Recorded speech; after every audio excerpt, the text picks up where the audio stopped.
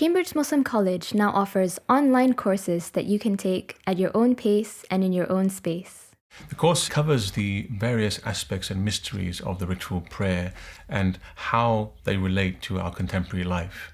We're going to go through several sessions throughout this course, 8 in total, and we're going to start learning a few of the key terms for understanding prayer and its presence. It's not a course about fiqh per se, and fiqh is not a prerequisite for the course, so you don't have to know that much about fiqh. But if you want to benefit the most experientially from the course, it is beneficial to know the basic fiqh conditions of how to perform the prayer. But it's not absolutely necessary for enrolling in the course and learning about the course and learning the benefits of salat. In the first session, we're going to learn a little bit about key terms and phrases. For example, the meaning of presence, the meaning of the heart and their centrality in the ritual prayer. We're going to move on beyond that to understanding the importance and meaning of salat itself and different kinds of prayer, the prayers of humans, prayers of angels, prayers of creatures. Then we'll move on to explore and look at the significance and importance of intentions and what intention means and the mysteries of intentions and mysteries of our inner reality and inner world. And then after that, we move on to the importance and mysteries of purification and how important and central that is for prayer, purification of the body, purification of the heart also. And then we stand at the very beginning of the ritual prayer and attempt to understand what it means to move through the ritual prayer. What's the fundamental role of the body, the eye, the hands, the feet, and the movements of the prayer, and what's the inner significance of those movements and the inner psychological experiences of those.